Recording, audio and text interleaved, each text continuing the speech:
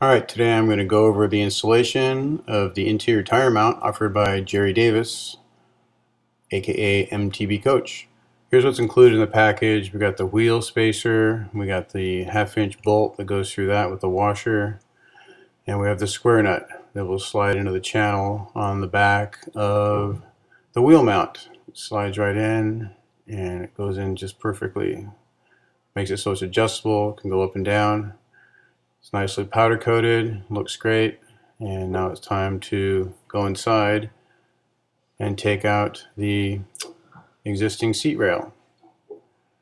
All we need to do this project are a couple of sockets, a 12mm socket, a 14mm socket. I like to use an extension to get to these things easier. My favorite little shorty, and a 3/4 inch wrench to adjust the tire mount and get it snugged up.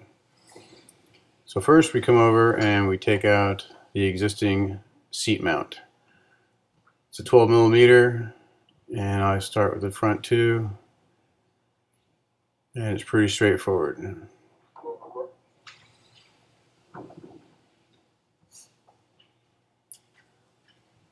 There's 6 bolts total, 2 in the front, 3 in the second bracket, and then the seat bolt.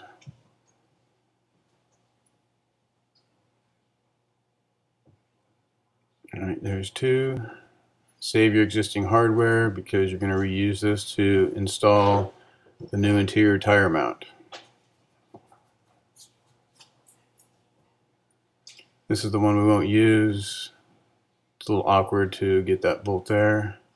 This is where I like to use the extension. It's a lot easier to get to these two, get a little bit of room in there to work with it.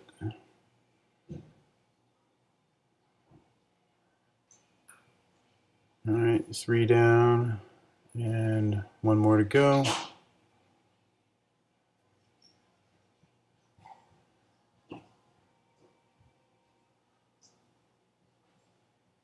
There we go. Here comes the 4th bolt, and then off comes the seat rail.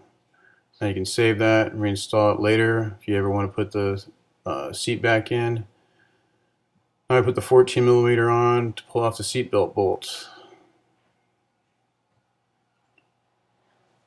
This bolt's going to be perfect to help really increase the strength and structural stability of the tire mounting system.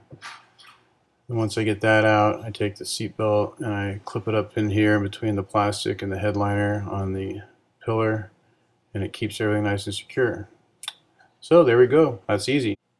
Alright, now it's time to put the mount in place. I start on the back and use that 14mm bolt that came out of the seat belt retaining clip. It's easier to start at one end or the other. I just get the bolt started just so I can have a little bit of room to adjust things in case I need to move it back and forth or side to side to get the other ones. I take the two 12mm bolts that I took out of the seat rail and put them in the front mount. And again, I'm just putting a few turns into the threads just so I can keep everything loose to make things a little bit easier to move things around and adjust it. And now the two 12mm bolts that hold down the middle of the rail.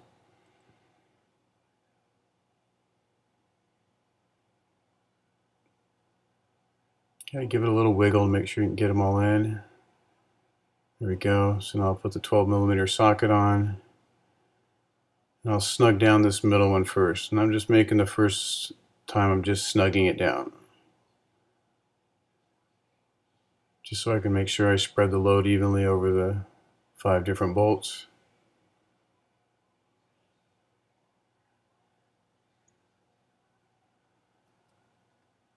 Once I got that one just kind of snugged up a little bit, then I'll move to the front and do the same on the front. Snug these two down. Make sure everything's getting squared up.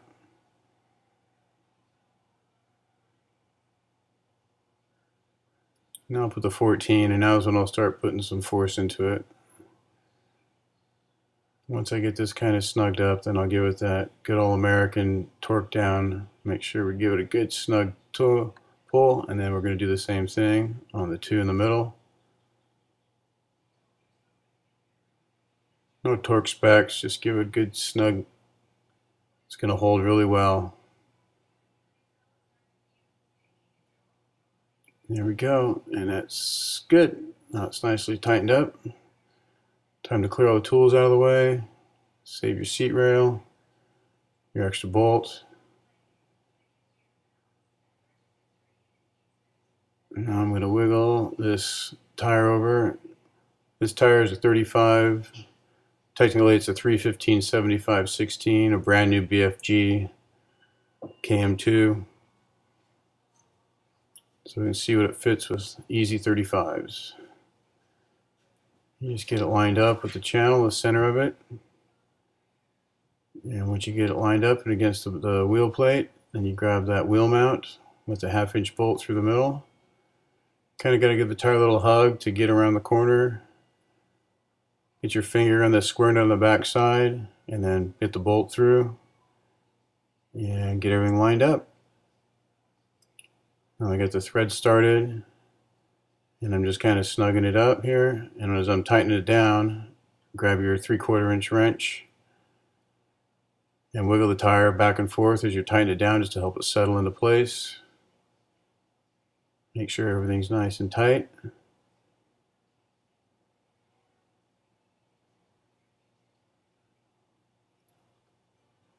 This way the tire is fully supported on the ground or on the floor of the FJ80 or FZJ80, whichever you're putting this into.